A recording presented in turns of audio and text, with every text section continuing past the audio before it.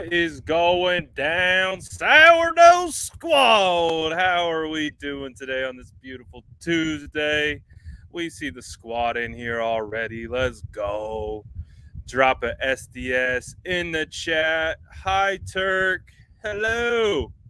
What's good, my boys? Hop in here, get ready, drop a bread emoji if you want, drop an SDS. What is good, Joey? J10 DJ. Jason, what's good, all my family? We see you guys. we got more Jimmy to talk about, baby. Jimmy Watch. Day 487 continues. The mood is tense, ladies and gentlemen. The mood is tense. There's literally a live Jimmy Garoppolo. He will literally rip your face off. They said you can't go in there. My goodness. What's going on, squad? I hope you guys are having a great Tuesday. No Jimmy Talk Challenge will be broken today. We're going to have to talk about it a little bit when we get Kyle Shanahan out here speaking on Jimmy Garoppolo, when we got Jed York, the owner, which, shout out Jed. We really don't hear from Jed at all anymore. And when we hear from Jed, I think it's very, very appropriate timing. So, of course, we have to talk about Jimmy a little bit. But shout out all the homies. We see you guys. Let's go. We see you guys on Facebook checking in. We see you guys on YouTube. Shout out all the family. Really do appreciate you. But we're not going to hop right into Jimmy. How about that? I think that's a good starting spot. Well, let's not hop right into Jimmy right away. Please. We will. Trust me. Wayne says it's never gonna end. I don't think it's gonna end either. Ramon says I'm so tired of talking about him. My goodness. I'm in a glass case of emotion. This is pretty much how all 49er fans feel at this point. I think this is a great representation of how we are feeling today. But we also, we got to laugh a little bit too, to ensure we don't cry. So we're going to be doing some of that too. But it's crazy out here, guys. It's crazy out here. You guys are out in full force today. Let's freaking go. We see the squad, Mod Squad putting in work. Shout out the Mod Squad. Dude, we got homies everywhere. Let's go. We see you guys. We see you guys. Will Smith that like button. Pyaw! Pyaw, pyaw. Will Smith that like button. Do what you got to. Pyaw! So, see that like button. Pyaw! Smack it. Papa! Because, my goodness, we got to take a little deep breath. We got to relax a little bit because it's time to get in for the long haul. But like I said, okay, not talking about Jimmy right away. We will talk about Jimmy. We will. But let's talk about something maybe a little lighter. Maybe not so exhausting. Bear with me. I'm going to get my screen pulled up here. We can look at some stuff. We can look at some stuff here. Rather than just listen to me be a wild hog about it. Let's look at some Trey Sermon. Wake up, honey. Wake up, honey. We got Trey Sermon, baby. Wake up, honey. We got Trey Sermon. So let's take a look. We got some Trey Sermon footage out in the wild. Let's look at Trey Sermon and the footwork, baby. So I love this. From Trey Sermon because when you're operating in a outside zone scheme, inside zone scheme, you're not running on a straight path. You are having to maneuver landmines, whether that's offensive linemen on the ground. You're having to do all kinds of different things. You have to be jump cutting. You have to have immense balance. You have to be able to flow through the tiniest of creases, and you have to be able to project where the crease will be. So that's kind of what you get a sense of this particular drill. Shout out Perform at PER 4ORM, who I believe Trey Sermon is working out with today or has been in the offseason. But this is a big man. And if we can see this big man gliding like this, it's a step in the right direction. If you ask me, I don't think there's any question about Trey Sermon's physicality as a runner. When it comes to breaking tackles, when it comes to engaging contact, when it comes to being physical, this dude has it. He has that part of it. What we watched last year, again, he got to start against Green Bay week 3. We didn't really see much of him after that. But one of my biggest critiques of his game is just finding the vision, finding the rhythm behind the offensive line. And so what you're seeing right here is music to my eyes, because this is what we were kind of missing a little bit. We were kind of missing that real quick cut and go. And again, being able to see the hips move, the feet placement, he's really not losing a ton of speed either. So we get it. It's the offseason. It's against air. I get it. It's not pads. I get it. But, hey, we like it. And when we look at some of our critiques of Trey Sermon on tape last year, this was a critique. His ability to be able to stop on a dime, cut opposite direction to find the hole, find the crease. So awesome that he's working on this, because as we know, Trey Sermon, we would assume, is going to be relied upon next year. But I did pose a question, and I do want to see what you guys think in the chat. Predict Trey Sermon's stat line in 2022. What do you think it's going to be? Do you think Trey Sermon is going to be able to be a solid rotational back with Elijah Mitchell? Do you think the 49ers are going to go draft another running back? Do you think they bring in another veteran? Or do you think the 49ers feel comfortable with Trey Sermon heading into training camp to rotate with Elijah Mitchell? And if that's the case, what do you think that stat line will look like? What do you think that stat line will look like? Will it be a modest stat line? Will it be a stat line that, maybe year 3 is the year? Sargent is calling for 700 yards. Jesus is calling for 800 total yards. You love to see it. Oh, we might have to get to this in a little bit. I told my boy, go look at Rachaad White. I said, go watch him. Go watch Rachaad White. It looks like he's hopping over. But Michael says over 600 yards. I think that's pretty reasonable. I mean, again, it's a 17-game season.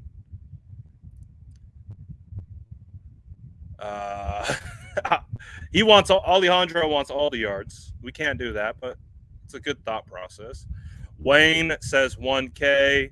Niner Faithful says 750. Let's see what we have. Seth says they're going to have to the way Mitchell played. They're going to have to the way Mitchell played last year. 1,000 yards. Got you. Ooh. Reading isn't my strong suit. Bear with me. We have Vish Bell saying Elijah Mitchell, Trey Sermon, Jeff Wilson going to be a great running back room with Hasty, maybe. Good point. Can't forget about Jeff Wilson. Jeff Wilson signed on the 1 year. I'm a big fan of Jeff Wilson. I don't think Jeff Wilson was right really all of last year. So I like it. I like that thought. Randy doesn't really think Trey Sermon's going to be too much of an impact if he's only coming away with 200 yards on a 17-game season. So Randy doesn't have high hopes for Trey Sermon. Tyler is calling for 400 rushing, 175 receiving. I would love to see I would love to see Trey Sermon be an impact in the passing game. Again, I made the comparison of Melvin Gordon. Now, I think Melvin Gordon was a better running back coming out, but Melvin Gordon fit really well with Anthony Lynn, who is our current running back coach, a bigger bodied running back.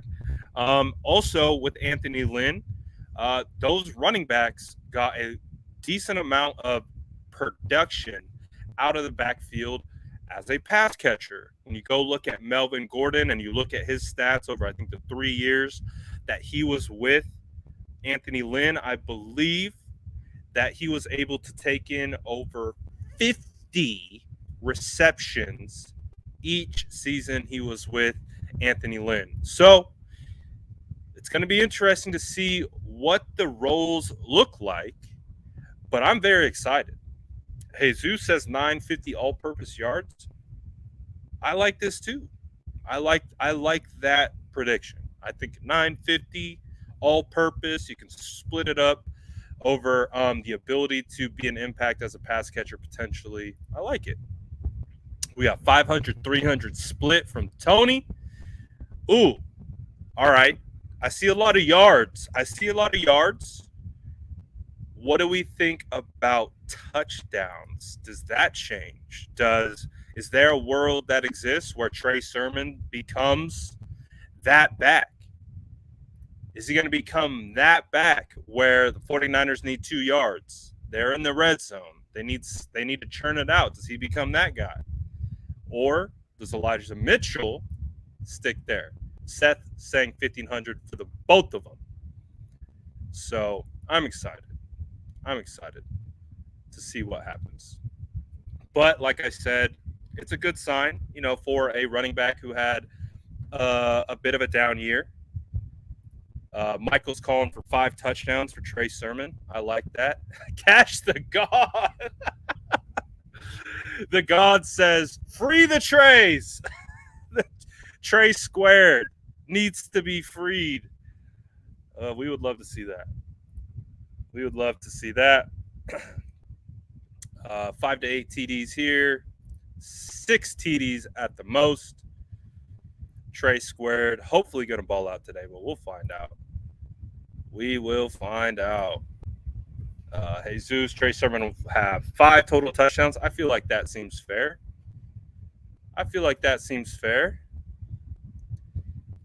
Oh, great question, DJ. Great question. DJ says, they did design the line for the Treys, right, Brad? I don't know about that. Maybe. The hopes were. But we'll see. I got into a spirited debate on Twitter today about the thoughts of moving Jalen Moore to right guard. I don't necessarily see that as a fit right away. Now, I don't disagree that you could put Moore at right guard and give him some time to develop as a guard. But as I pointed out on Twitter, he's had over 2,000 snaps in college at left tackle, 0 at guard. When he was with the NFL, or when he was with the 49ers in his NFL season, he played primarily at offensive tackle. So if you do want Jalen Moore to skip down into guard, I would expect you're going to have to be patient and just wait. I wouldn't expect it to be a situation where Jalen Moore is going to be successful at a position swap right away. But you also look at Aaron Banks. Clearly, lots of questions about Aaron Banks. What is he going to look like? What's he going to be? Now, they have spoken highly about him, that being John Lynch, Kyle Shanahan. When they talk about Aaron Banks, they mention the preseason injury, how it kind of put him behind the 8 ball at that point, and he just hasn't been really able to, overtake Brunskill or Laken Tomlinson for that matter. So did they build it for the Treys? Maybe. But to be perfectly honest, I have no idea what Kyle Shanahan's plan is for Trey. So we're gonna have to wait and see that out. But I can see right now the chat has really brought up an extremely hot topic that must be discussed. I see it. I see it bubbling up. I see it bubbling up in the chat. We might have to talk about it. All right. It's time to pull the chat again. Does pineapple belong on pizza? Drop it in the chat, and then I'll tell you what I think. But we gotta head this off right now. We gotta get to the bottom of this. Does pineapple belong on pizza? This is important. This is a very important topic that must be discussed with vigor. And, all right, hold on. Let's see what we got. Because we know this is going to be spicy. Let's see what you got. Hold on a second. I'm going to get to the chat in 1 second. But I mean, what's the vibe? Does it not? I mean, you're asking an offensive lineman a food question. So, I mean, I haven't looked at the chat yet, so I'm excited. Does pineapple belong on pizza? Let's look at the chat, see what the chat has to say. Let's see what the chat has to say about this one. All right. So,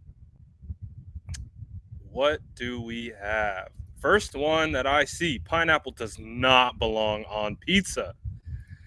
Jesus, see, my boy, he says pineapple on pizza is good as F. Bro, what you mean? I agree. Niner Davo says pineapple on pizza is a crime. No sirree. Pineapple on pizza is goated. It's a crime to put fruit on pizza. Let's see what else we got. Hot take. Pineapples shouldn't exist. Oh, boy. Let's see. Let's see what else we got. Ramon says, take that back. Pineapple is awesome. Let's see. What else we got? Pineapple's fire, just not on pizza. No. 100%. Absolutely. Let's go. Oh, come on. He says pineapple doesn't belong on pizza, but I would eat it if it was the only option. Pineapple is good on pizza. Sergeant says, yep, with jalapeno. Frank, would you rather talk about Jimmy Garoppolo?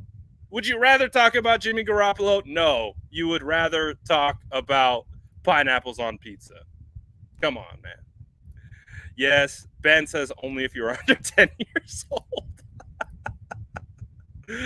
I love it. This is the one, too. Pineapple and pepperoni. It's the best. Yep, tell him.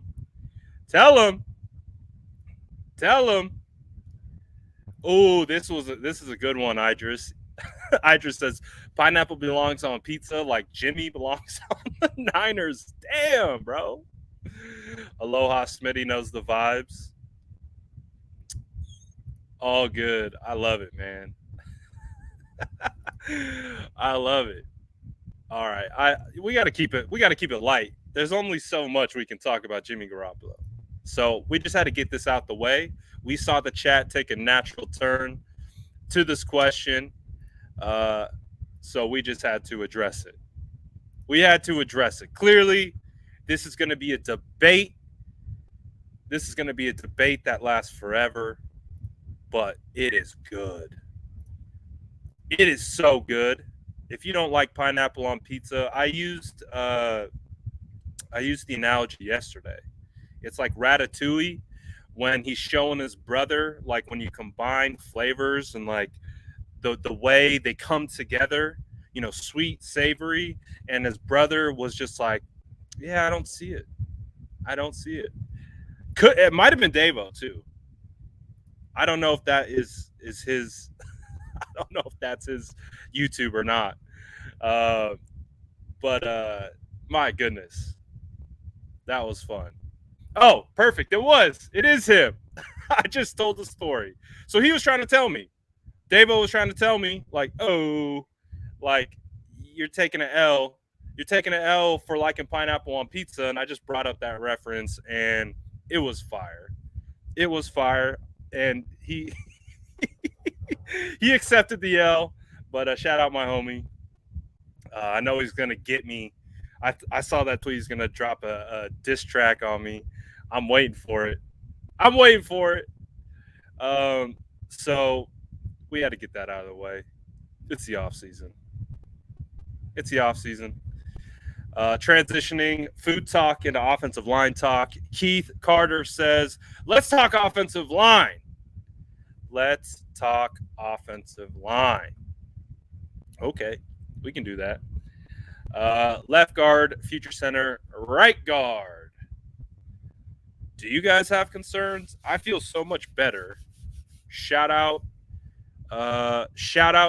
to George Kittle. Again, what John Lynch said yesterday about Alex Mack really didn't change in regards to what he had said previously about Alex Mack. However, George did comment that he's excited to have Alex Mack back, and so that makes me feel very good because I don't think George would have commented that considering he is overseas right now with Alex Mack. He's at Alex Mack's wedding. They just had it last weekend. So he's literally with the man. So I feel much better about that. I really do. DJ says 155 peeps in here, 72 likes. Get those likes up. Shout out to SDS for liking the video. We really do appreciate it. But in regards to left guard and right guard, I think you guys know how I feel about right guard. I feel fine with the position. Now, if you want to, I have no problems drafting additional offensive linemen. Again, you look at some of the guys that they brought back in regards to offensive line. Colton McKivitz is coming back. I've spoken to Justin School's trainer on multiple occasions throughout this offseason about his progression, about how he's coming back from ACL. Not only do you see School lifting massive amount of weights, deadlifting 505, repping it multiple times, coming off I believe it was the torn ACL. He looks like he's on his way back. He's starting to work kick step technique. He's starting to get on the field and do some actual drills and things like that. So Justin School's coming back. Of course, Jalen Moore is heading into year two. So there's depth. They re-signed Jake Brendel at center. It was the backup last year. Aaron Banks is still on the roster. So the depth is there with the offensive line. It's just, and now we got the answer with Alex Mack. It appears Daniel Brunskill will slot in at right guard. It's just trying to figure out who's going to play left guard and is Mike McGlinchey healthy. That's it. So I feel a lot better. Not, before when I was, didn't really know about Alex Mack, it was a little bit more concerning. However, I feel much better now. And whether those holes are filled with those guys or it's filled with draft prospects, it's a great spot for both. So I'm less concerned. I was more concerned about, of course, the potential of losing Alex Mack because Alex Mack was a complete difference maker on the 49ers offensive line. So I feel better. I feel better.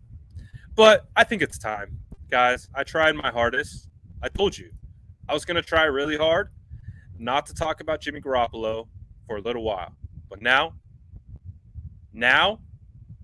we're going to have to talk about Jimmy Garoppolo. So I apologize if you're completely exhausted by the Jimmy Garoppolo topic. There is some news and notes that we do have to go over about Jimmy Garoppolo, about what Jed York said, about what Kyle Shanahan said. So guess what? We're going to talk about it. I tried to wait. We talked about pineapple. We talked about pineapple pizza before we talked about Jimmy Garoppolo today. That's the vibe. So I apologize. They said, talk about Brian Burns. Oh, don't tempt me with a good time, baby. Don't tempt me with a good time. I could talk about people like. I think some people think it's like I think they call it a bit. I'm like, man, if you knew how I was about Brian Burns in the 2018 draft, this isn't a bit. This is reality. I just have an excuse to post about Brian Burns now. It's not a bit. Like, yeah, my love for Brian Burns is legitimate. I told you guys. I tagged his brother. I made a post. Is it still on my story? We'll see. No, I think it's off my story. I made a post yesterday about Brian Burns 2 days ago, and I tagged his brother in it. And again, his brother is a former Carolina Panther player. His brother is like the hype man for the Panthers.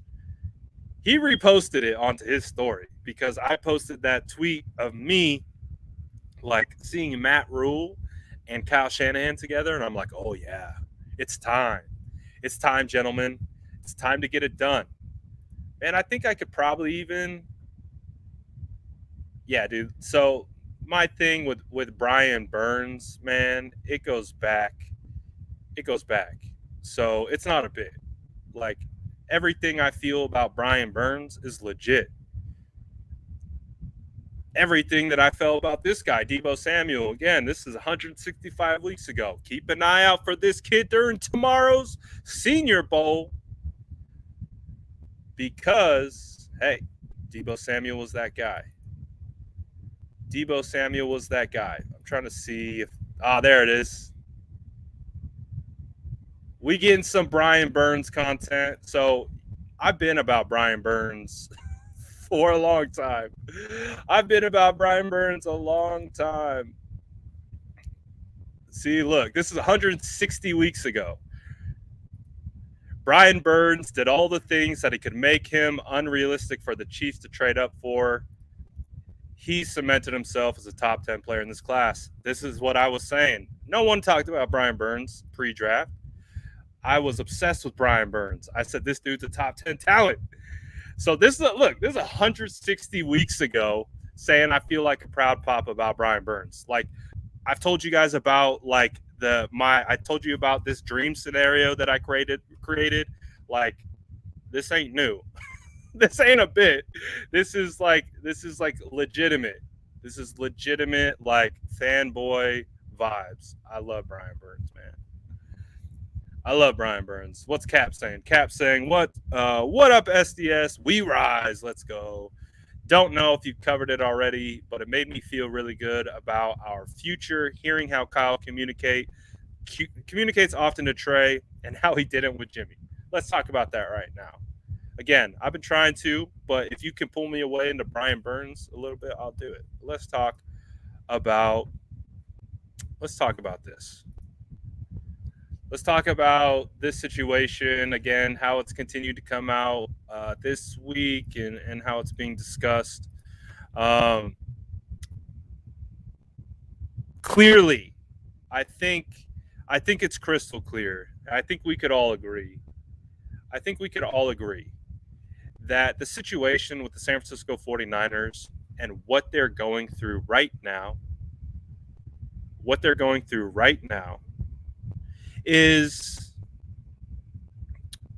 worst case scenario. Like, I think if we really take a step back, I think we can be crystal clear in understanding the 49ers have been actively trying to trade Jimmy Garoppolo. I think if we take a step back from our emotions, we can see that this shoulder surgery right before free agency started created a huge issue in regards to moving Jimmy Garoppolo. So, I just think that the situation that the 49ers are currently dealing with, which, we kind of already could rationalize a little bit. It was the worst possible outcome of the quarterback domino effect playing out. Again, we've talked about it. The fact that Deshaun went to the Browns, it was looking like for a second there, even before, again, at one point, we didn't know Baker Mayfield was going to be available. At one point, we didn't know Deshaun Watson was going to be available. At one point, we didn't know Matt Ryan was going to be available. So those three quarterback situations have really caused a huge issue with the supply and demand model, which we have talked about on this channel quite a bit about the quarterback situation.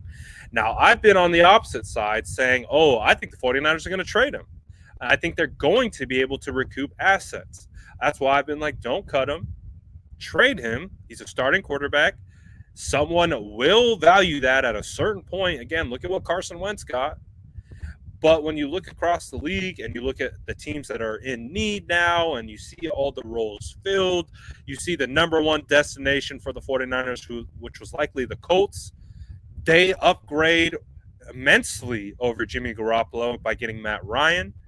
The Browns, when they said Baker Mayfield was no longer in their plans and it didn't look like they were going to get Jimmy Garoppolo or get Deshaun Watson, it felt like Jimmy would have been a top destination for the Browns. But the fact that Deshaun went to the Browns while still shaking Matt Ryan free, that was the ultimate just like worst case scenario.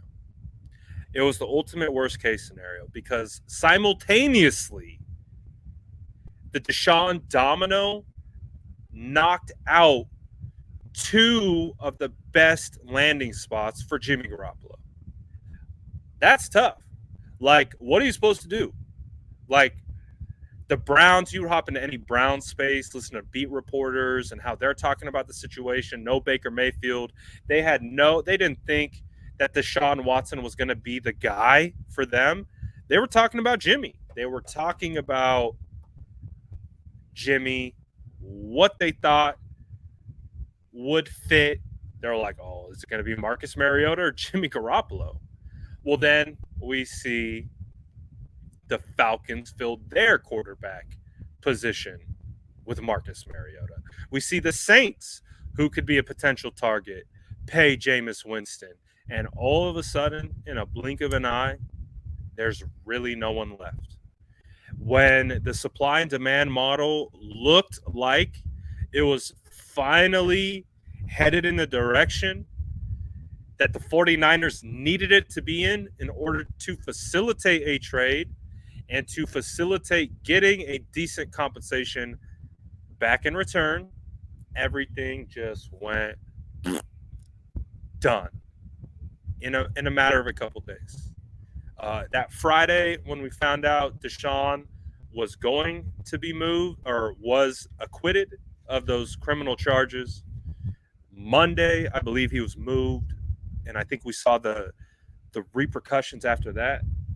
It's a situation where the 49ers, it's just worst case scenario. Worst case scenario. Now, Hendricks, that's a different conversation. That is a different conversation, and you're not wrong. You're not wrong at all, but that's a different conversation. What is happening right now is they opted to go into last year with Jimmy Garoppolo under center. Part of it had to do with how much money they owed him. And I don't think they could find a bridge. If they would have I think if they would have found a bridge quarterback, such as Joe Flacco, who was in the building in Santa Clara, but opted to sign, I believe, with the Jets, from my understanding. This was last offseason. They tried, man. They're going after Andy Dalton. They went hard after Andy Dalton. Didn't get that. So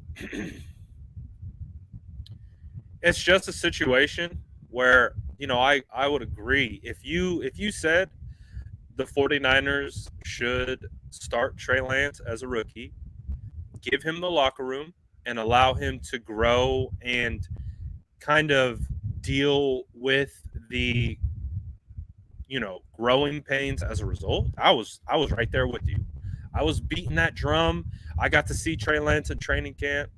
Um, I got to see what he could do up close and personal. I could see him literally compare him day in and day out to Jimmy Garoppolo in practice. And one of the things that I've always talked about, if you have two guys that are pretty even, at least on outward skill set, I don't know what Trey is doing behind the scenes, how well he believes, in the, or how well he knows the playbook or things like that.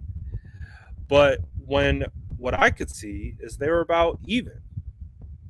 And when I see a veteran who is about even with a rookie, my thought process is go with the rookie.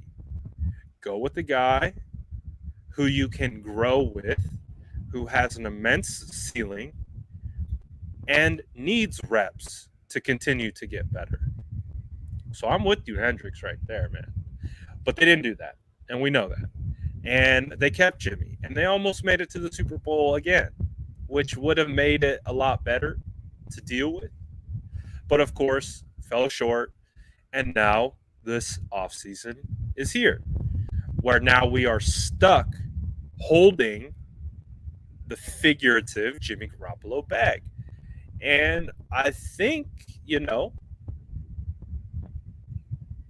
it's a worst case scenario. At one point, it did feel like the 49ers were going to recoup assets. At one point, it did feel like keeping Jimmy may have been the correct decision. Because if you read any of my work when I was doing a lot more writing versus a lot more lives, one of the things that I was talking about is if you're going to get a rookie, you can't keep Jimmy on the roster. He's too much of a leader.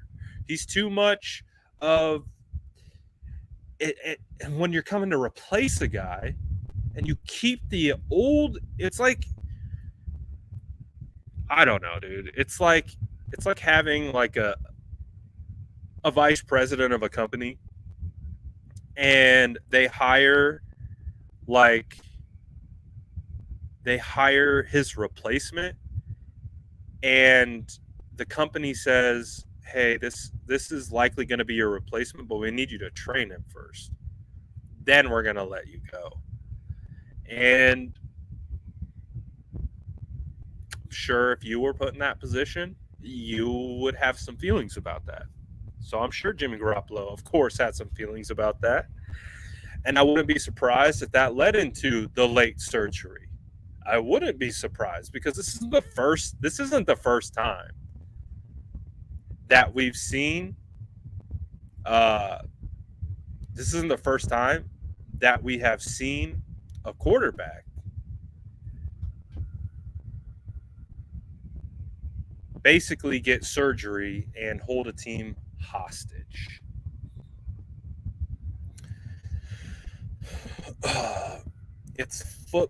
DJ saying it's football.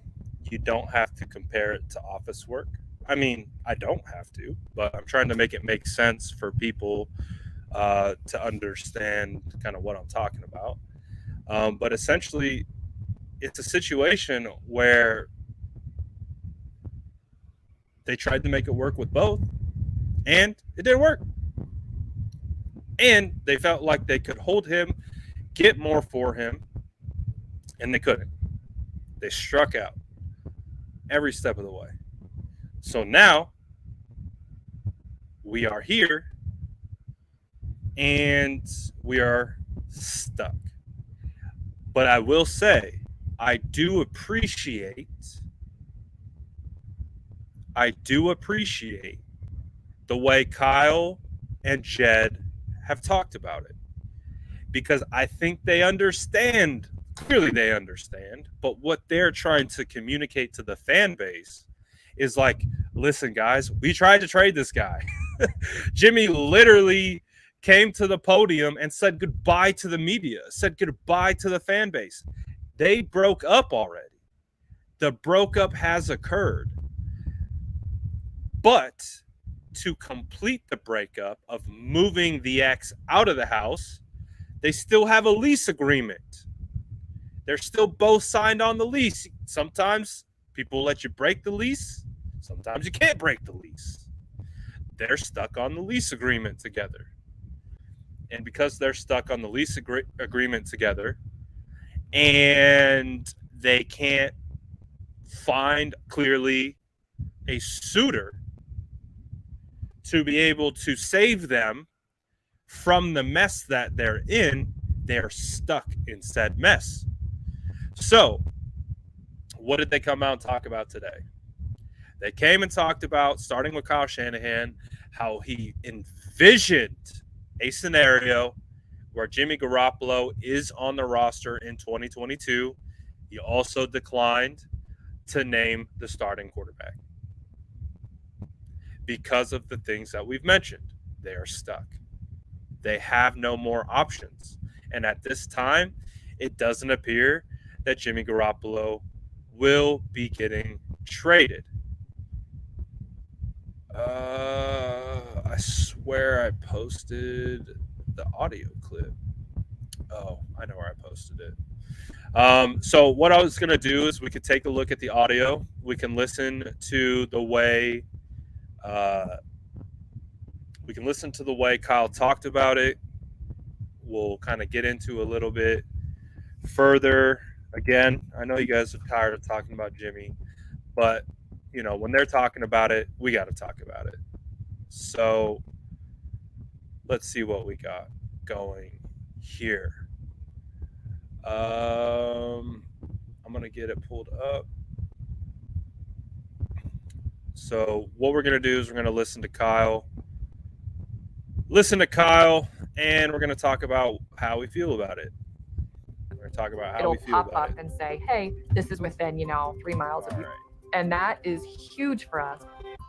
Thank you. What you saw from Trey is the natural progression for him to be a starter, or is that something that he's going to have to prove this offseason? Well, I mean, that's why we looked into trading Jimmy, because we obviously believe that Trey can be a starter, and we're ready to do that. But if we can't upgrade our team in another way, we're not just going to get rid of a good quarterback because we have other quarterbacks on the roster. I mean, quarterbacks are really hard to come by. Some teams don't have any at all. And the fact that we have 3 that we're happy with, that is a good thing. You always want to upgrade your team, and usually only one guy can play.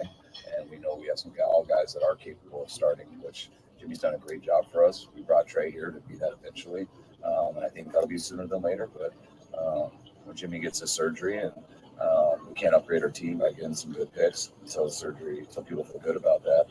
I'm all right with that. We're not just getting rid of him to get rid of him. Jimmy's a good player that we all really like as a person and as a teammate, and we're going to wait to see whatever helps the Niners the most. So if Jimmy is on the roster when you get to camp, how do you envision that playing out? I mean, would it be a competition, or have you got that far? Definitely haven't got that far.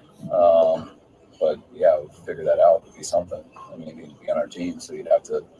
Jimmy's a good quarterback, so he's not easy for anyone to beat out. And that was tough. Trey wasn't ready to beat him out last year. We'll be definitely closer to that this year if it happens, but it's something that we won't have to worry about the training camp. And usually when you have a situation like that, it makes everyone better anyway. Yeah, I mean, we don't do a lot of talking in the off season, and he's not the most communicating guy. He likes to get away from us a little bit, which I understand. But everything's good with Jimmy. I think everyone knows he got the surgery, which I think made the situation a little bit tougher.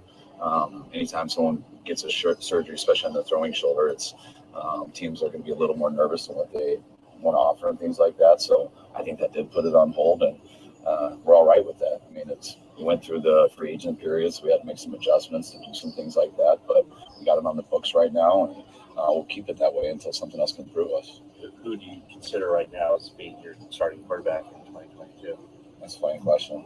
I haven't thought about it at all yet. I'm sitting here at Breakers Hotel, just having breakfast with you guys. We haven't done a roster yet. Probably will never announce a starter. I don't think I ever have.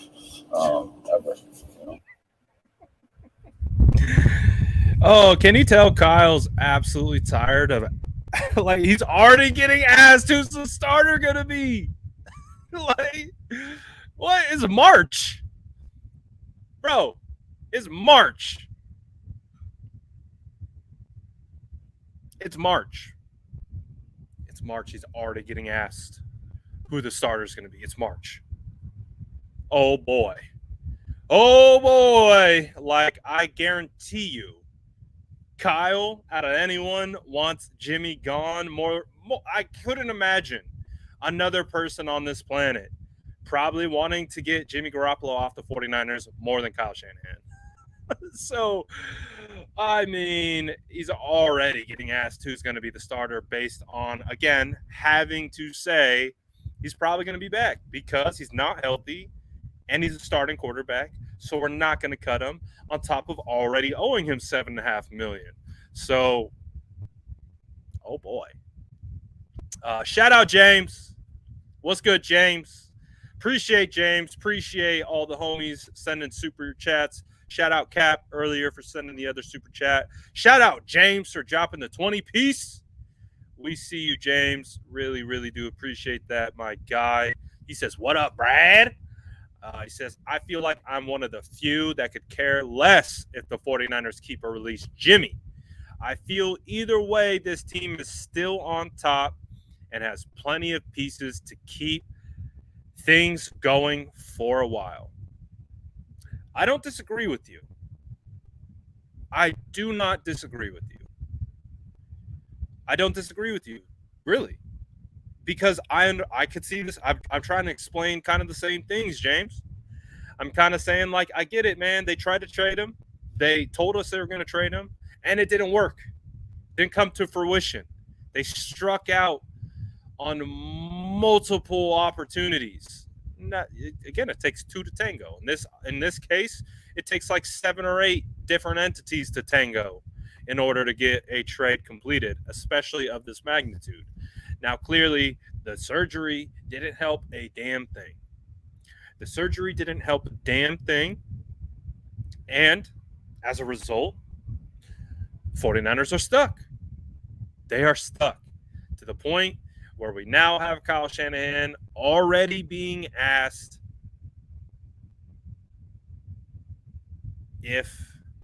who's the starter? Who's the starter? It's a crazy time to be alive, man. It's a crazy, crazy time to be alive again. We've already said our goodbyes to Jimmy. We've already had our closure that he was leaving. Now he's coming back. So, again, I don't think he's coming back because they want him here. He's coming back because he's an asset, and they're not going to let go of an asset. So I can understand that.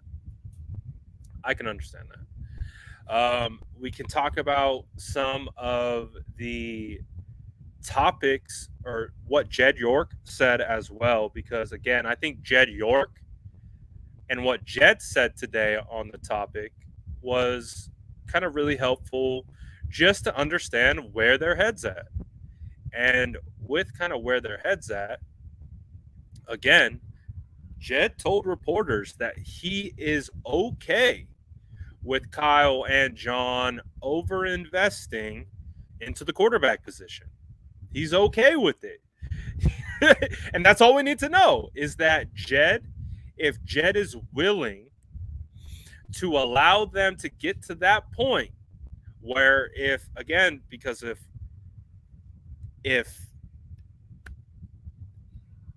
Jimmy is on the roster come week 1, that entire contract is guaranteed. The entire contract is guaranteed. I don't think they want to get to that point. But it does give them some wiggle room to kind of wait and see how the draft turns out. Does everyone get their quarterback?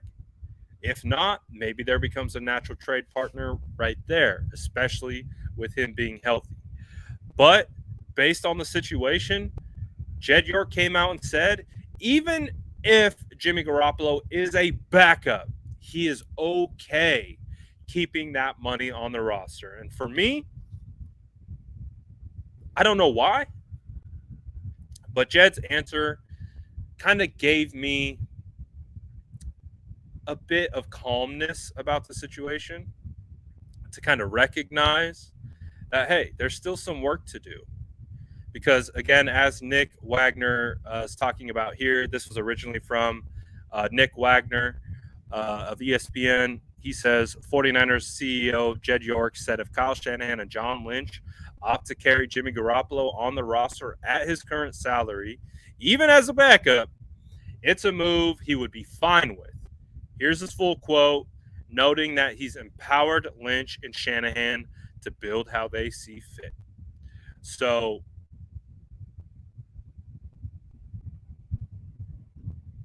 that's what we're up to. That's what we're up against. Let's see. This might be too small for me to read. This is from Jed York. He says, I'm not the coach. I'm not the general manager. They have my authority to put the roster together as they see fit. If that's what it is, then as long as we're competing and winning football games, they have the ability to do what they think is best to help us win. We've made trades. We've had guys that are making a lot of money who haven't been on the field. It's easy to say your hypothetical question, like it's easy to go to that one, but it's not about what is one individual piece. It's what's the collective. If we think the best decision to have two guys that we think are very, very capable of winning football games and giving us a chance to win the Super Bowl, there's no position it's more important than that in all of sports. So if we're going to overinvest in something, I'd rather invest in the quarterback, overinvest in the quarterback position than anything else. So again, I know what it is. I know where we're at.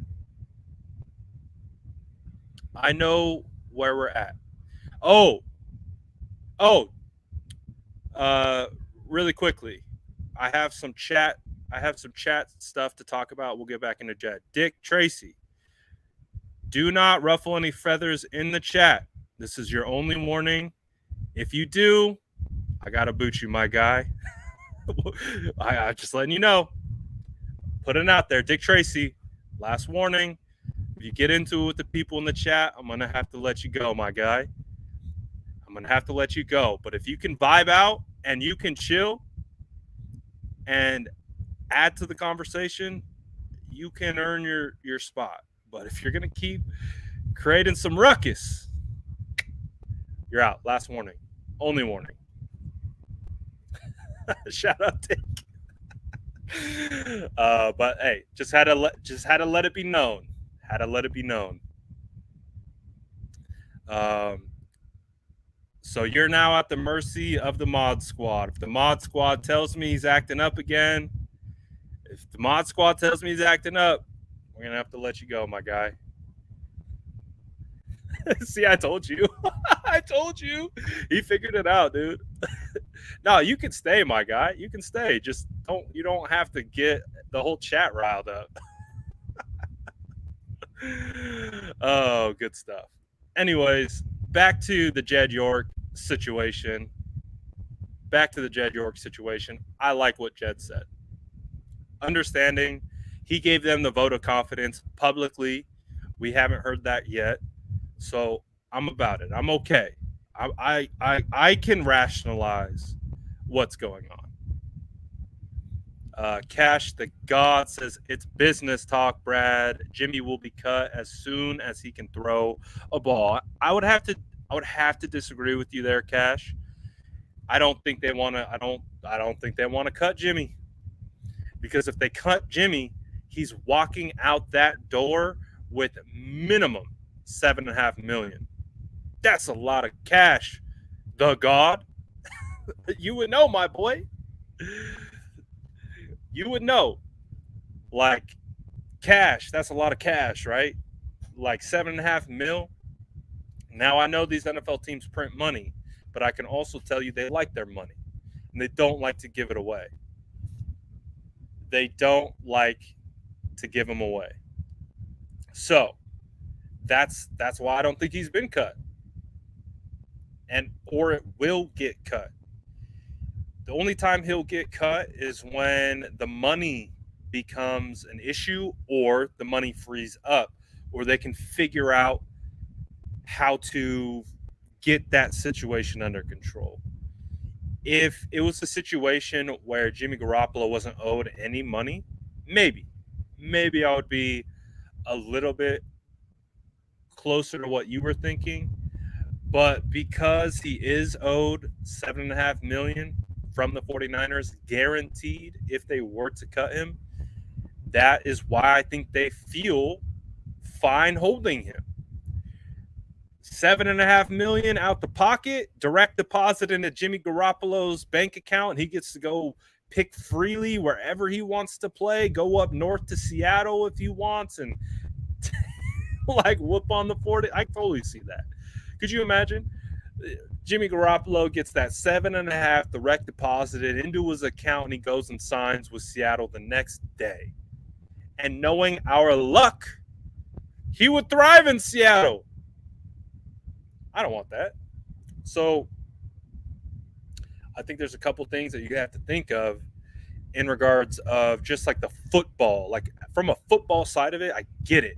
We want Trey Lance. We want to look at Trey and be like, Trey's the starter. No questions asked. We don't have to deal with Jimmy Garoppolo anymore. But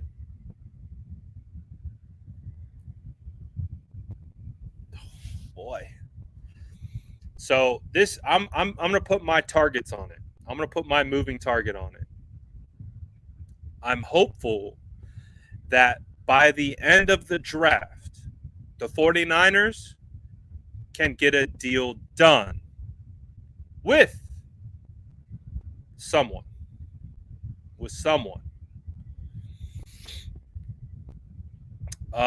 is actually a good question, Cash. You may have stumped the truck. Once he passes his physical, we don't owe him anything. Am I right? I don't know about that. He had to pass the physical by, I believe it was like March 1st. It was like a date. It's an off-season date that's in the contract. If they don't pass a physical by a certain date, that money becomes guaranteed. It's an injury guarantee. So I don't think. I mean, I look at it like this. Remember when Kaepernick was on this roster? Remember when they trotted out Blaine Gabbert? I think it was like 3 games in a row to start that year. And Blaine Gabbert was straight doo-doo. And we're all just like, why is Blaine Gabbert starting? Like, where's Cap? Why isn't Cap playing? Like, why? Like, how? There's no way Cap is worse than Gabbert. There's no way. Remember? We're like, why can't Cap get on the field? Do you know what it took? It took Kaepernick and the 49ers going upstairs into an office, completely shredding up his contract because he had already kicked in a $14 million injury guarantee, and they weren't going to put him out on the field again. Because if they put him out on the field again, while they knew it was over, and he got hurt again, his entire next year's contract would have been guaranteed. So we did not see Kaepernick take the field that year until they walked into that office, ripped up his contract, made it a 1-year deal, voided every injury language possible. When that happened, guess who started the next week? Kaepernick. So this is a situation that goes far beyond just football. This is less about football and more about the business side. as Jesse's saying, John and Kyle are being businessmen. They absolutely are. They absolutely are. They're not tipping their hand. They're calling everyone's bluff. Like, oh, you don't think we're going to hold Jimmy? Okay, we're going to hold Jimmy. And that's exactly what they're doing. Then they just had their owner come out and say, if they want to keep Jimmy and they want to pay him as a $27 million backup and they think that's the right thing to do, that's their decision, and I support them as long as we are winning football games. So shout out Jed. Kind of needed that reinforcement.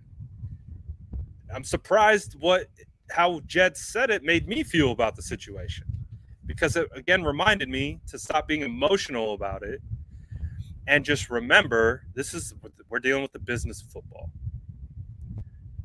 We're dealing with the business of football. Now, I've been able to kind of put my emotions to the side now.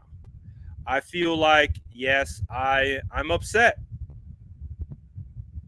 I don't want 6 more weeks of Jimmy. I don't want 6 more weeks of Jimmy talk. I don't. Neither do you. But guess what? I think it's time, at least for us in the SDS, to begin to make that transition and recognize that we're dealing with the business side of things. And based on the way everything played out, it didn't go the way we wanted it to go. And as a result, they're just saying, okay, we're not in any rush, so we'll take a step back.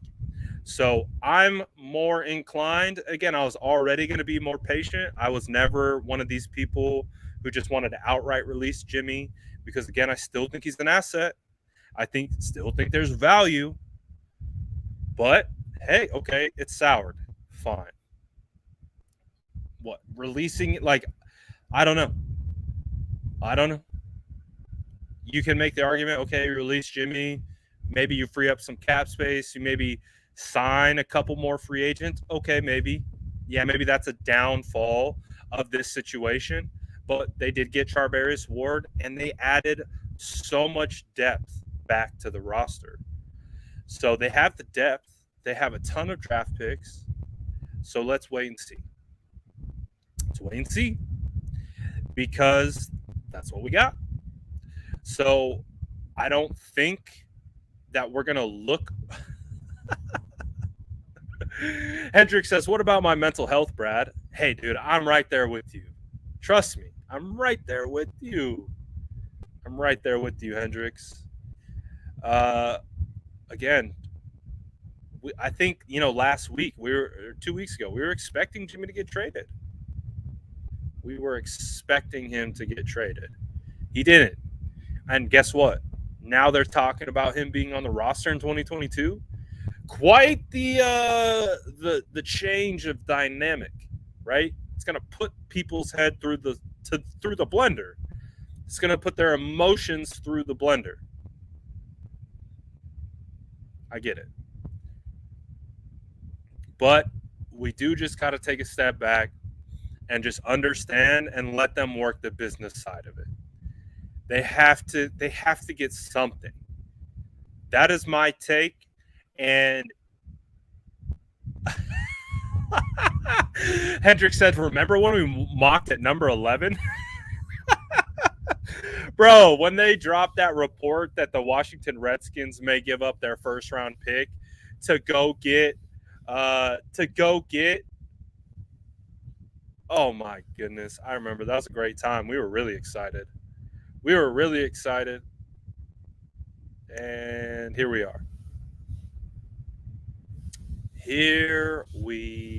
are.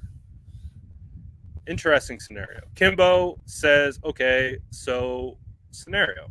What if Trey's a bust? Who would you rather have? But what does that mean if Trey is a bust? It takes Trey playing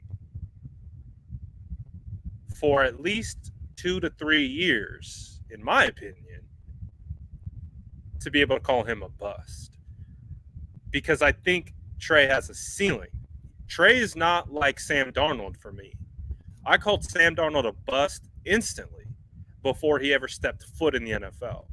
Then when he went to the Jets, I said he's a bust.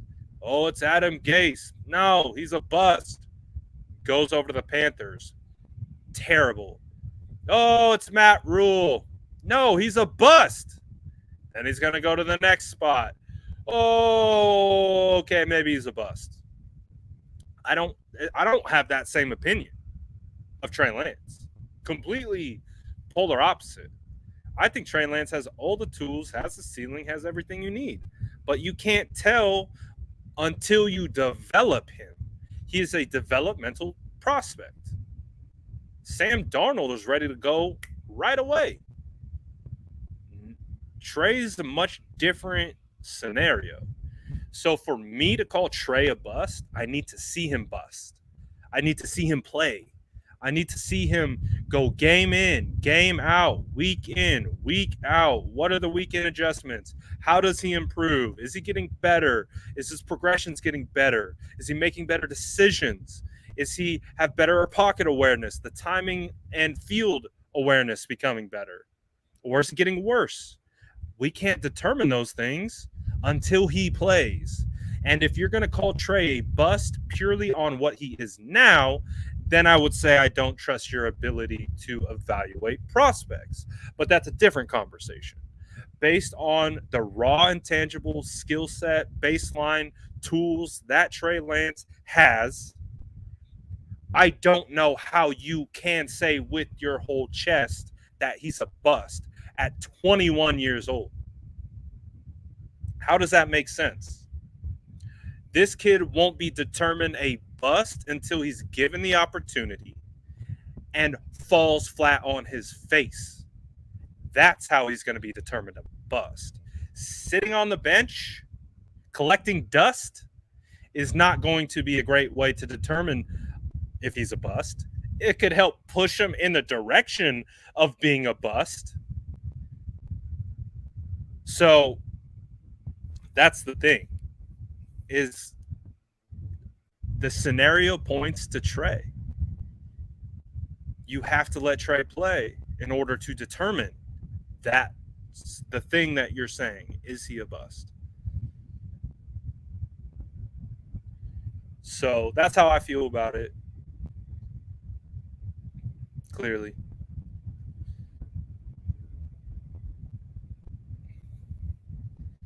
Justin says, do we see Rachaad White become Trey Lance's Eckler? Now, I wouldn't say White and Eckler are total comps, but I like it. Dude, I'm happy that Justin's on the Rachaad White train. I'm happy. I like that. I like the way Justin sees prospects too. So I'm happy that he's on the Rachaad White train. I like him a lot, and I think he would fit so well into the 49ers offense, and two, with the rotation that they have. But I think he's going to go maybe a little higher than some believe. So we'll see, but big fan of Rachaad White. But essentially not only are we going to be talking about Jimmy Garoppolo for months, which makes all of us want to pull our eyeballs out, because what else can be said? What else can be said? The 49ers tried to trade Jimmy. He got surgery. It screwed up the market, or screwed up his market. Then Deshaun became available. Then Matt Ryan became available. Russell Wilson became available. And Baker Mayfield came available. And Carson Wentz became available.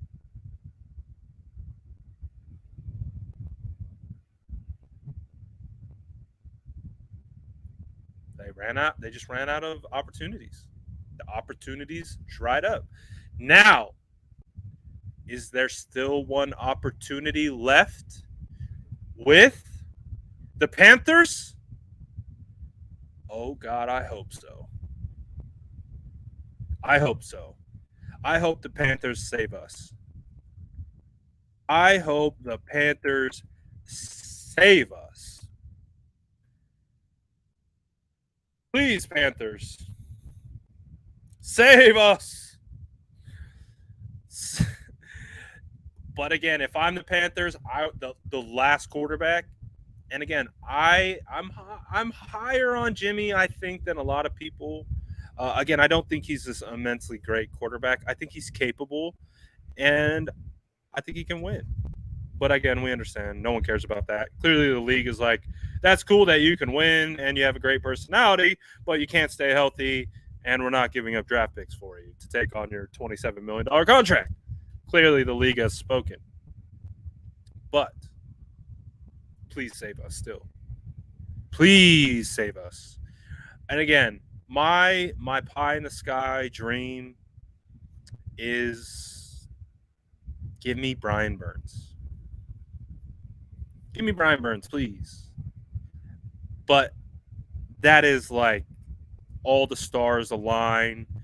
Thanos somehow had a piece in it. And I don't know. Oh, I don't know. But based on how I'm seeing it right now, I believe the Panthers have the 6th overall pick.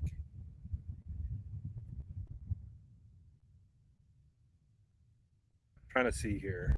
Where are the Jags or Panthers are picking 6. So when we look at everything right now, let me try and pull it up here so you guys can see what I'm looking at too. So I want the Panthers to save us. But like I said, if I'm the Panthers, I'm just getting a rookie probably. But again, I'm also not the Panthers in the sense of the Panthers got to do something or someone's getting fired. So jobs are on the line. And I don't think they have time to be able to be patient in regards to a rookie development.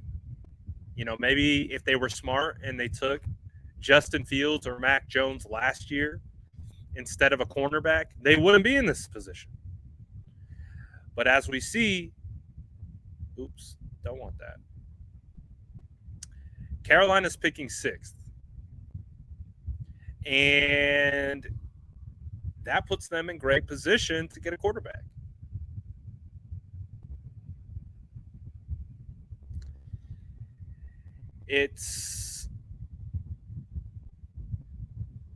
But we look at the draft order ahead of them. Jacksonville clearly is not taking a quarterback. They have Trevor Lawrence. What is Detroit going to do? Detroit becomes a bit of a wild card. They have Jared Goff. They have an immense amount of money put into him. But do they believe in him to be the long-term answer? Could they use potentially Jared Goff as a bridge for one more year? Maybe draft a Malik Willis. Maybe draft a Kenny Pickett at number 2. Would they do that? I don't know. Maybe. Seems rich. Oh, yeah. We got Carolina blue on, baby. We're manifesting anything we can do to get this thing done. Houston. Is Houston going to take a quarterback? I don't think so. I like Davis Mills. I think Davis Mills could be better than potentially all the quarterbacks in this class. I think Davis Mills is going to be a guy that could develop into a really good quarterback if given the time. Jets, are they taking a quarterback? No. New York Giants, new regime, new general manager, new coaching staff. Time to move off Daniel Jones? If so, maybe this is the time. So Carolina's sitting in a good spot to get a rookie. But do they want that? And this is right on time, Corey. Amazing timing from Corey, R21. Amazing timing. Matt Rule's coaching for his job this season. Facts. They fired Joe Brady, one of the hot up-and-coming offensive minds, in the middle of the year last year. They straight up used Joe Brady as the fall guy last year. Matt Rule is coaching for his job this season. Does he really want to hitch his wagon to a rookie quarterback in this class? I agree. Again, if that's the internal battle that Carolina has right now, they didn't go with the rookie last year. They went with Sam Darnold. But Sam Darnold crashed and burned to the point where they brought their old franchise quarterback back, Cam Newton. And he crashed and burned to the point where they're like, okay, PJ Walker. We like PJ Walker. Like, they're at the end of the ropes. They're at the end of the ropes in regards to leash. So if you had to put yourself in that scenario where you're Matt Rule and you are absolutely coaching for your job, there's no question. No question you're coaching for your job. Do you go with the rookie? Do you go with a proven veteran, potentially someone like a Jimmy Garoppolo? I don't know. But you also have to remember, too, if ownership doesn't believe in Matt Rule, they might not care and look to get a rookie that will be also on the team for next year. So there's a couple different dynamics. Maybe the owner doesn't care that, maybe he understands Matt Rule is going to be fired next year. Maybe. Oh, shout out, Coach. What's up, Coach? I pod better. I pod better when I know Coach is listening in the background. I just pod better when I know Coach is at least around. I just pod better. It's just how it works. Let's see. But I agree. So this is our last hope, it feels like, because if we go down the list, who else needs a quarterback? Chicago doesn't need a quarterback. Atlanta got Marcus Mariota. They paid their veteran. They're not paying another Garoppolo. I think number 8 becomes a target for the potential Falcons to draft a quarterback. I think Seattle becomes a potential to draft a quarterback at 9. Does Seattle try to bunny hop Carolina for a quarterback? Maybe. But I don't know. They might just wait and see. Does Washington could draft a quarterback? Minnesota, they just gave Kirk an extension. Cleveland got Deshaun. Houston has Davis Mills. Baltimore is working on an extension, or they're in contract negotiations with Lamar Jackson. Miami has Tua, and they paid Teddy. So I don't see them being in the quarterback market. Philadelphia still has Jalen Hurts. I don't see them necessarily moving off Jalen Hurts. Indianapolis now has Matt Ryan. LA Chargers have Herbert.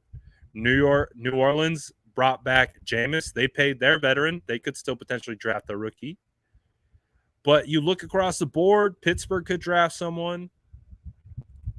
There's not a lot of options. Not a lot of options for a veteran quarterback for a team that needs to win now. So we need the Panthers to come through. Please. Please help us, Panthers. Send help. Send help. Help us figure this out. Please. Please, please, please, please, please, please. So we'll see. So to me, if we look at potential targets, it's still the Panthers. I don't see any of these other quarterback needy teams looking for a veteran. So not a great spot to be in. It's not a great spot to be in. But hey, it's the spot we are in. It's the spot we are in. So, what do you guys think when it's all said and done? Do you think Jimmy Garoppolo will be on Oh, I talked about the Dolphins. I don't think the Dolphins want Jimmy. They paid Teddy Bridgewater a lot of money. Dolphins paid Teddy Bridgewater a lot of money. And from everything that I heard, the 49ers were trying to get Teddy Bridgewater in here last year to be a bridge quarterback. So, of course, you get Mike McDaniel adding Teddy. Teddy's contract is pretty nice. I love this. I love this. Corey says Burns and Christian McCaffrey for Jimmy. Who says no? I would imagine the Panthers say no. They would probably laugh at that situation if it was ever actually proposed, because both are some of the best players in the league. But hey, who knows? We could try it. Let's try it. See what happens. Worst they could say is no. That's it. Worst they could say is no. Oh, interesting. Interesting. Matt Rule is saying, I think one of these quarterbacks will be a top 10 pick. Shocker. Matt Rule's out here at these meetings talking about rookie quarterbacks. So what is going to be interesting with watching Matt Rule and the Panthers kind of talk about quarterbacks, we've heard athletic reporters who cover the Panthers think that the Panthers are doing some posturing because they're really actually interested in Jimmy Garoppolo. So if you look at it from that standpoint, again, if you're interested in taking a quarterback, why would you say, oh, I think one of these guys will be a top 10 pick? Why would you say that?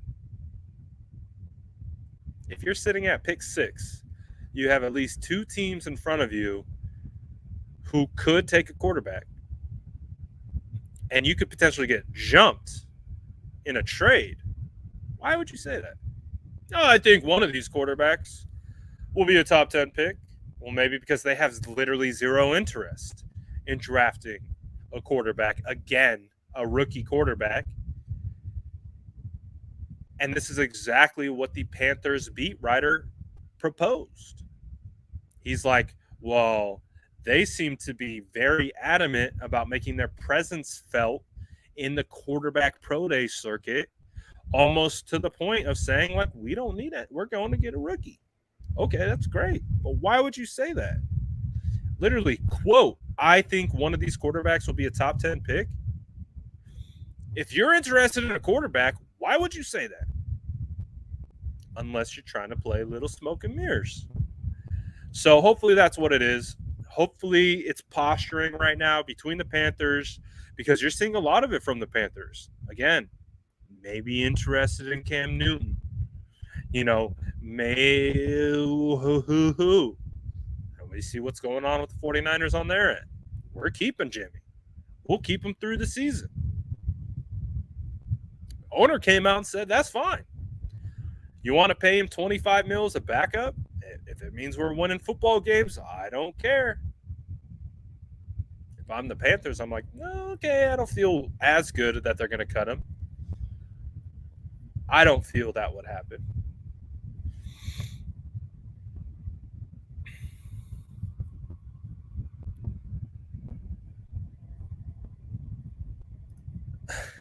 Steve, don't make me go down this. Don't make me go down this rabbit hole, Steve. Let's see if we could flip Steve. This is going to be my challenge. Steve, I hope you stick around. I'm gonna challenge myself to see if you would contemplate a potential Jimmy for Brian Burns trade. Let me try and test you. Because again, you see right here, he says makes 0 sense. Okay. I hear you very well. But let me try. Let me see if I can sway you in one way or the other. So, of course, we've already set the stage. Panthers need a quarterback. They need to win now, or Matt Rule is done. General manager, done. Out of there. So, as we know, again, look at Trevor Lawrence, generational quarterback prospect. Went to a team, played like ass. Zach Wilson, best arm we've seen since Aaron Rodgers. Ass. We didn't even get to see Trey Lance. Justin Fields, kind of ass. Mac Jones. Oh, there we go. Mac Jones, baby. Okay, so we've already proven that in a class where clearly the quarterback prospects were much better than this class, those guys had a hard time winning games. So you would have to take that logic and assume if you're going with a lesser tier quarterback group, they're going to have an even harder time being successful in the NFL. So it kind of makes you feel like if you are interested in winning football games in this next year, you're probably not choosing a rookie to help you do that, right? I think we can agree there. I don't know what Steve has to say, but Steve, maybe we can agree there. We can fundamentally agree that Matt Rule, if I want to win, a rookie from this class isn't going to be that. Okay? I think we can maybe be able to agree on that. So then what does that mean? Okay, who's available? Well, you look at the free agent crop of quarterbacks out there, there are none that are worth anything. There are none. I would say right now, PJ Walker is a better quarterback than anyone else who is available. Now, Sam Darnold isn't it. Shocker, right? You're going to hear me say over and over and over again, I told you so. Sam Darnold's not it. Okay, great. They're moving on. So where does that leave the Panthers? Panthers need a quarterback. 49ers have a quarterback. The 49ers quarterback has proven to be a locker room guy, a guy who can win, a guy who can kind of be a leader. You can drop him into a locker room, and he can kind of set the tone for a group of men. Okay, maybe that is needed over there in Panthers land. But, again, back to the original point, why would Carolina trade Burns for Jimmy? Makes zero sense. Well, let's make it make sense. Now, the 49ers clearly have an asset that the Panthers could use, especially if Jimmy is healthy. But what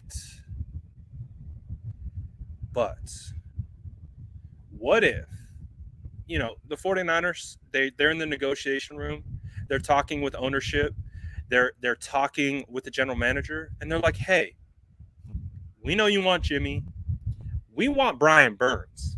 What are the Panthers going to say? They're going to say, you're crazy. We are not giving up Brian Burns. We are not giving up one of the best edge rushers in the NFL, who's 24 years old? We're not doing that. They would say it makes zero sense. Okay, that's fine. Of course. But what if I gave you Jimmy Garoppolo? Again, you need a quarterback and you need to win. You had Brian Burns on your roster last year. Did he help you win? Did he contribute to wins?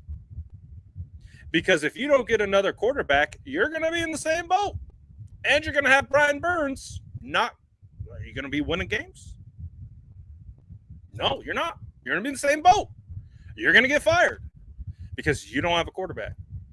So as a result of you not having a quarterback, it doesn't matter if you have Brian Burns on your roster or not because you're not winning anything. You're going to win games with PJ Walker. It doesn't matter. It doesn't matter if Brian Burns is out there. You lost Hassan Reddick already. Hassan Reddick, huge production for you guys. Did you guys win games? No, you didn't. Now he's gone. So now Brian Burns is going to save you? No, he's not. What's going to save you? A quarterback. A quarterback is going to save you. You have CMC. You have DJ Moore. You have Terrace Marshall. You have a decent offensive line. You have Ian Thomas at tight end. Who's a decent tight end. Is Brian Burns going to win you 12 games? Brian Burns is a great piece, but is he going to win you 12 games? They're like, all right. They're like, all right, get to your point. What are you trying to say to us? And I'll be like, all right, well, think about this. Jimmy Garoppolo, a 3rd-round pick this year, 5th-round pick this year, 6th-round pick this year. Plus, I will give you a conditional round 4th pick next year that has the ability to not go up to just a 3rd. No. If Jimmy wins you X amount of games and is available to start for X amount of games, we will turn that 4th round in 2023 into a 2nd. So that means you get Jimmy Garoppolo, who's going to help you win games, a 3rd-round pick, a 5th-round pick, a 6th-round pick, a conditional 4th that can turn into a 2nd in 2023. Do I have your attention yet? Do I have your attention yet? And they say, no, it's not enough. Oh, okay. We have an a la carte menu of players. Any players that pique your interest here? Anyone? Maybe? We'll throw that player into the mix. You get a winner. You get draft picks. You can replenish the edge. This is a deep edge class, guys. So you'll be able to go get an edge, no problem. Guess what? You could take edge at 6. You could take edge at 6 if you wanted to. Hell, you could even trade back to 6. Now, you could drop a couple picks back and still take edge and get more draft capital. Then you have a quarterback who can manage your offense, give the ball to Christian McCaffrey, run play action, and get the ball to DJ Moore. DJ Moore is a yak guy. What did Jimmy Garoppolo be successful with? With the 49ers? Getting the players the ball so they can go do the work. That's what you have set up. Look at CMC. Look at DJ Moore. Look at all these guys. Look at Terrace Marshall. So, oh, wait. I think we got him. Yes. He said, okay, you're kind of sweet talking me into this now. That's a W. That's a W. So again, I'm telling you, if they let me into those conversations, you can see where my head is going. I'm like, listen, you need a quarterback. We need an edge. Oh, we don't need an edge, but we would love to have Brian Burns. So, as I've said, you let me in. Someone made a meme. Someone made a, where is it? I might have to pull it up. Someone from last Friday's episode where all I talked about was Brian Burns to the 49ers. Someone made a meme. I want to find it. Yeah, here we go. So if they let me into those conversations, this is me. If they let me into those negotiations, oh my goodness, it's a wrap. No one's talking. I'm just looking them dead in the eye, like the Kool-Aid man, breaking through like, oh yeah. Like, how do I get Brian Burns? I don't care about anything else. You need a quarterback? I want BB. Let's talk. And I guarantee you by the end of it, Panthers, I will have you like stroking the beard like, he makes some good points.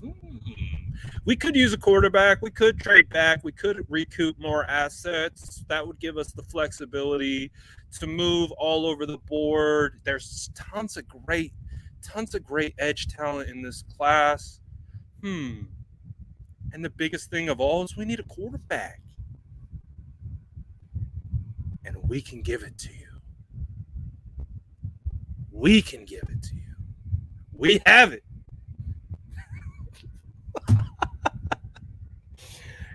Bro, I'm telling you, man. I love that I get to talk about this. Like, you guys have no idea. Like, you guys have no idea. Like, this ain't no bit. This is organic.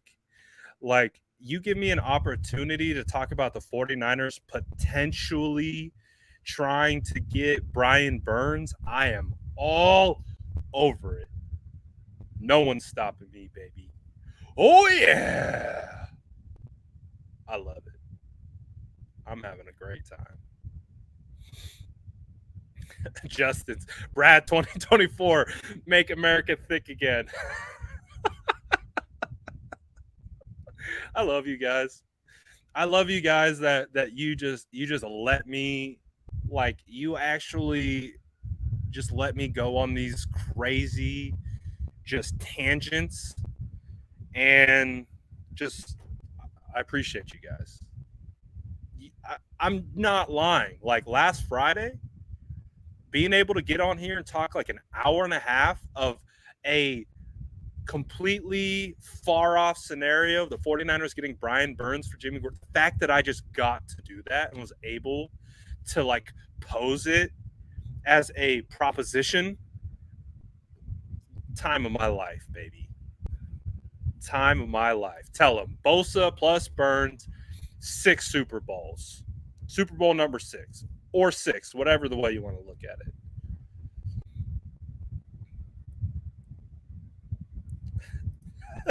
J-Tan says, Brad, if this happens and you spoke it into existence, it will be remembered forever epically. I won't even care. I won't even take the credit. I just want to see it.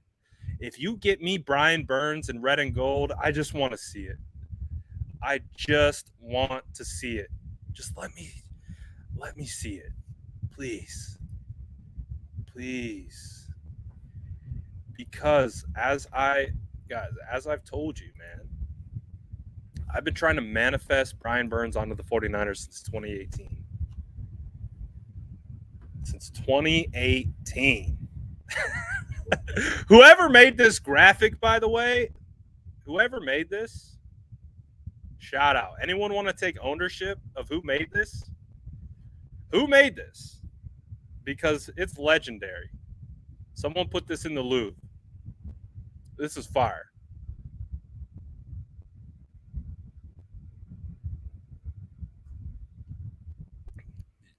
I would love to see someone claim this so we could give you credit. Burns would be ridiculous with Bosa. That would be like the Rocky and Apollo Creed running on the beach meme. 100%. Oh, we've had someone claim it. OP, you make this? OPP said he made it. If you did, it's fire. Oh, we didn't talk about that. No, I wouldn't do this. I wouldn't do it. I wouldn't do it. Stick with Kittle. They said you could have. Oh, God. I wouldn't do it. Not going to do it. Not going to do it. Can't do it. TK said, if that happens, Brad should be promoted to senior reporter. Let's take a second to shout out the GOAT. Let's take a second to shout out the GOAT. Let's take a second to shout out the GOAT. Oh, it's not on the screen. Hold on one second. Let's take a second. Shout out the GOAT. Hey, shout out Kiana, bro. Shout out Kiana. I am saddened by this. I'm saddened by this. I also have a story about this. I also have a story attached to this, and I don't know if I should be embarrassed by it or not, but I'll tell it. I'll tell it. But first of all, do want to shout out Kiana Martin. Kiana is a beast, bro. Like, she's so good at her job. Like, on some straight real talk, like, she's very good at her job. She's very good at her job. I got to know Kiana, personally through, my page and all that stuff. She's a great person, but she's just really good at her job. And she was able to get a network job with the MLB. So she's moving on up. She's with the 49ers for 5 years. Phenomenal job. Phenomenal. I mean, to the point where she was almost like lightweight the face of the 49ers. Like, she did such a good job. But I will tell the story. So I will tell the story. I got out scooped.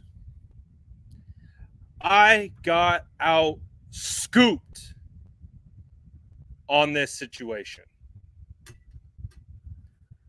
So legit yesterday, I'm minding my own business. I think it was Steph Stragasaurus on Twitter, host of the 49K Gold podcast.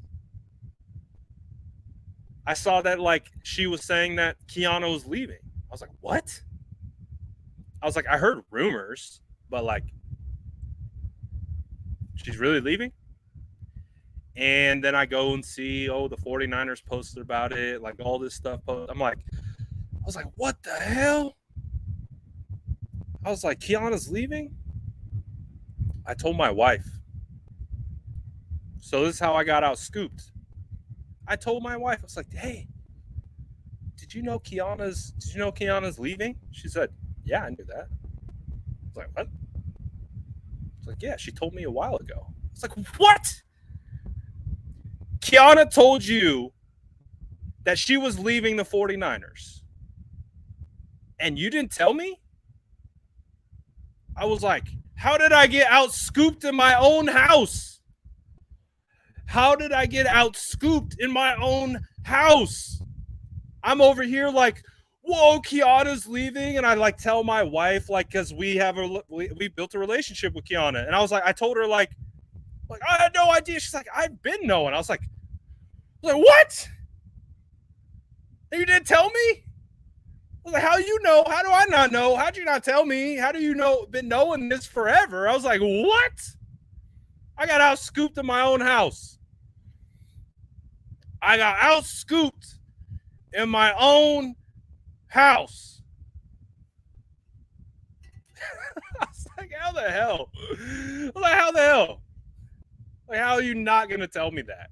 Oh, by the way, Kiana told me she's not coming back to the Niners. Oh, how did?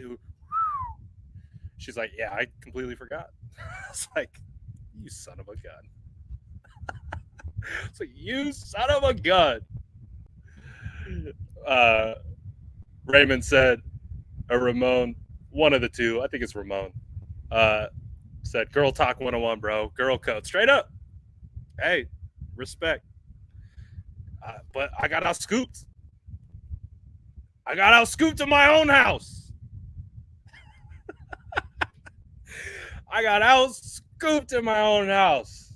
Make it make sense. Make it make sense.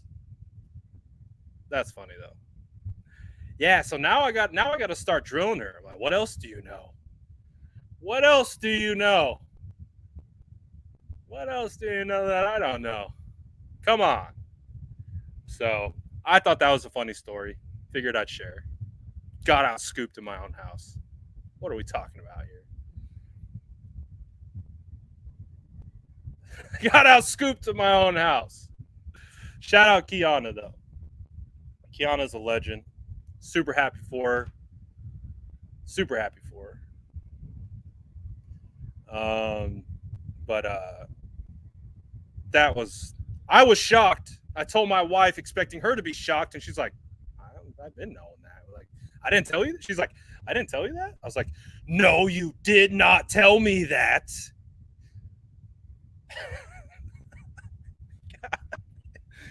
That was funny, though. That was funny. I enjoyed it. Funny story. But yeah, shout out her. She will be missed. She will be missed around these parts. So, hey, we tried our best to actually push the Jimmy Garoppolo topic to the end. I think we went like almost a half an hour talking before we brought up Jimmy Garoppolo, so we were a little successful. But we did have to talk about it, and we'll wrap it up there as well because I'm prepared. I'm prepared. I'm prepared to head into these next 1, 2, 3.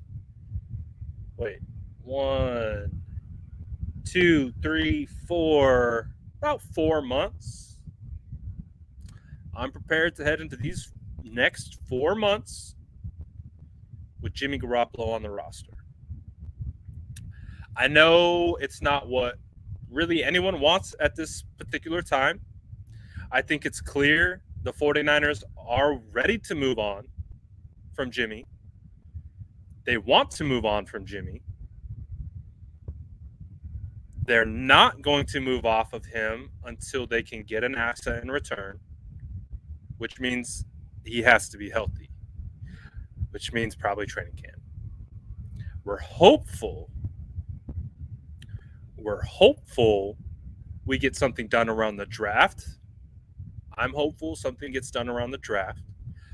But if nothing gets done around the draft, would have to assume that we'll make it through OTAs and minicamp. Then we'll go on break. It's like a month and a half, 2-month break. And then training camp will pick up. If training camp picks up and Jimmy is still on the roster, that will be an interesting time. However, I'm trying to rationalize it the best I can. I understand what the 49ers are up against. I understand it went the worst way possible for them. And I can recognize them holding onto Jimmy without, being super upset. The fan in me wants it to be done, but the rational side of me understands what they're doing. So, understanding this is the business of football time, they're doing business things. So, I'm prepared.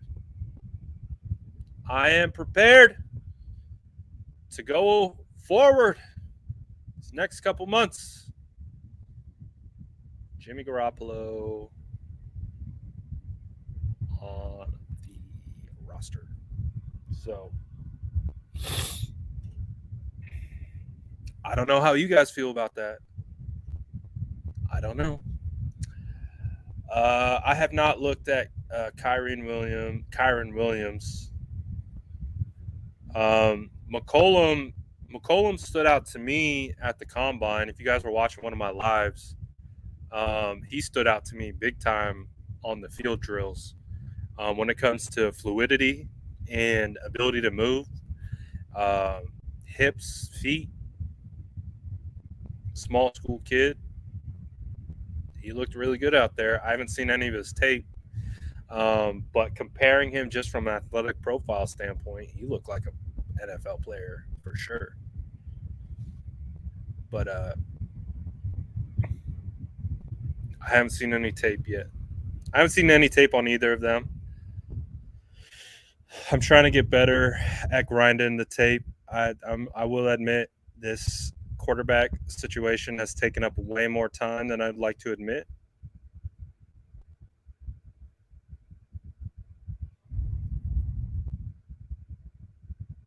So I got tape to crunch here. We're about a month away from the draft. I need to put together some lists We need to start doing more draft content. So this is the thing. I'll say this right now. I'm done. I think we're done hashing out the Jimmy Garoppolo situation. Can we agree with that? I mean, we got a lot of loyal SDS in here. I know you guys are going to be rocking with me on in future shows. So let's come to an agreement. I think we all understand where this team is at with the quarterback. Whether we like it, we don't like it, we're okay with it, we're not okay with it, that doesn't matter. What matters is we understand. He will be here until he's not. So we're preparing mentally, potential 4 months, potential whole other year. We're going to hope it's just a couple more months, but we're prepared for the long haul, which means we don't have to come on here every single day and say, is Jimmy getting traded today? We're not going to do that. So I'm making the proclamation now that we're going to start shifting back towards originally planned out content, opposed to getting on here and just reacting about, oh, they said that's about the quarterback. It is what it is. I think we can agree there. I think we can agree it's kind of it is what it is situation with the quarterback. So until anything of magnitude comes up, I'm going to try my hardest to not talk about Jimmy Garoppolo in the sense of what's going on. We know what's going on. He's here to stay until he's not. He's here to stay until he's not. They want to move him, they can't. They're going to move him eventually. The worst case scenario, it's 1 year. So, hey, I'm not going to whine and complain about it anymore. I'm not going to be upset. It is what it is. It is what it is, and we move. We move past. So, after today, we've gotten word from Kyle, Lynch, and Jed. I think Jed was the most important, to be honest. Jed was the most important, to be honest. But we're done. Now we're along for the ride. Anything pertinent happens, we'll talk about it. No more. No more. Let's go. We hit our goal, 150. Shout out to Sourdough Squad. Like that button if you don't want to talk about Jimmy Garoppolo anymore. Smash that like button on the video if you're down to just go along for the ride. Hit that like button if it's Trey era time, and we will start talking about this team as if Trey is the leader and Trey is starting. So that's where we're going moving forward. Whew. All right. Glad we got that out of the way. No more Jimmy. Unless we have to talk about Jimmy. But until then,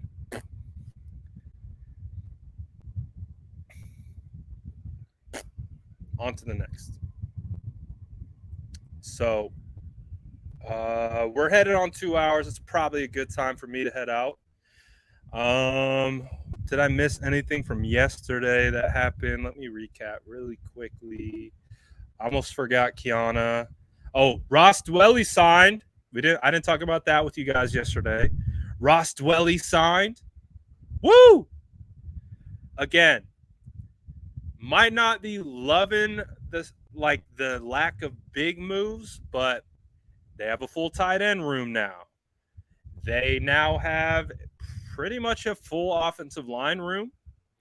They pretty much have a full DB room. They pretty much have a full running back room. So it might not be the caliber of players that we want,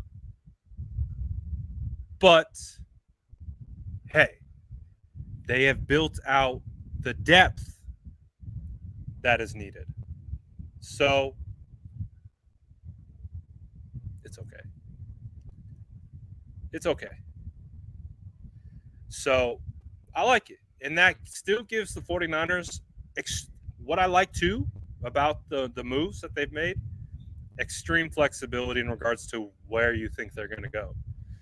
So no glaring needs, really, with Alex Mack coming back.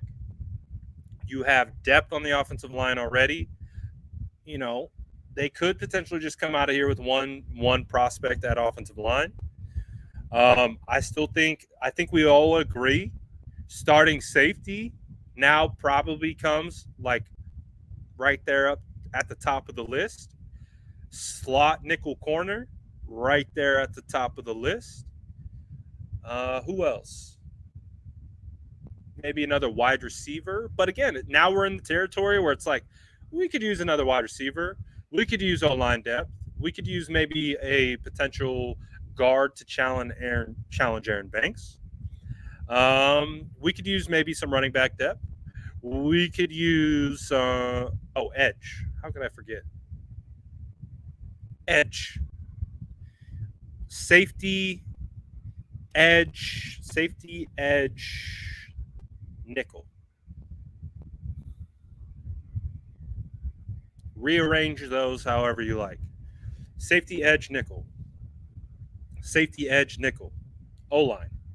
4. Safety, edge, nickel, O-line. So we'll see. I like this one the most. If the 49ers could get the Georgia safety, who I get some shades of Deshaun in there, and they're not comparable, but I get some shades of Deshaun Goldson in there. Yes, please do it. Tony said you had me at more draft content. So yes, we're gonna switch gears. I'm tired of talking about the quarterback. I know you are too. We got a month until the draft. We can talk about a lot of prospects in a month from the draft. So I'm excited. Cap said you had me at Deshaun. Let's go. Joey says he definitely physical like Deshaun, but he plays under control too, is what I also like about that. Deshaun was a little reckless. It's what I liked about Deshaun. Little reckless. Ooh, good call. When is the next mock draft? We should do it tomorrow. Shout out Jesus. I got to do a mock. Thank you for reminding me. I got to do a mock, but we should do a mock. So let's do our first. So we've mocked, but we mocked at 11. We mocked at 11. Pick 11, that is. Not 11 o'clock. We thought we were getting the 11th overall pick there for about 2 seconds. So we got to readjust. We got to readjust, and we got to come together as a group. So let's do a live mock draft. Wait. Tomorrow's state of the franchise? We'll see how it works out. But we will do some mock drafts. We will.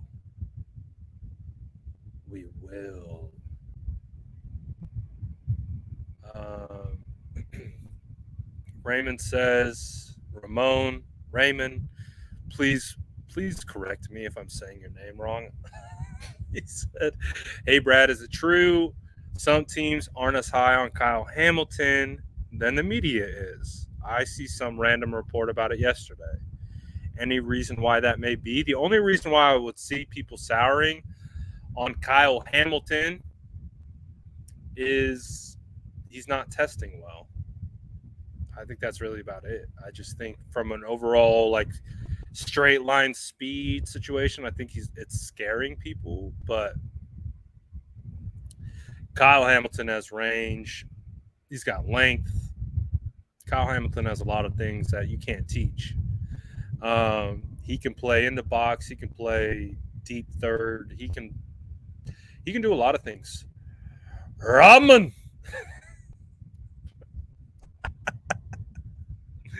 Ramen. So Jaquan Brisker, we'll do some Jaquan Brisker, Penn State safety. Again, 49ers were on hand at his pro day to check him out, along with Ebukati and a bunch of other prospects. So yeah, I don't. The only reason why I could see, some teams, maybe people want him to fall. They want Kyle to fall a little bit. That's really the only thing that I would see is they want to make it. Some teams could want to make it feel like a reach if you were taking Kyle Hamilton high. And so if you get the media talking about it as a potential reach, fans will say the same thing. If you take a guy high and it doesn't match media or fans' rankings, it just gives them an opportunity to say you picked a bad person. Apparently, my Wi-Fi is kicking in. Probably a good time to head out of here. So I'm going to head out. It's been 2 hours. You guys know I could spend hours with you guys. So shout out to everyone who vibed with your boy. Grab your cookies on the way out. If you were here from start to finish, you're a real one. We'll be back tomorrow. I believe Spicy Aponte's on the docket. Again, if you were with us last week, we saw full-blown Spicy Aponte, and I'm sure he's going to be feeling the same way. I think we got Jason on tomorrow, but we will get into more draft content. We will get into doing live mock drafts with you guys. I got to do my mock drafts. It's time. It is time. I'll see you guys tomorrow.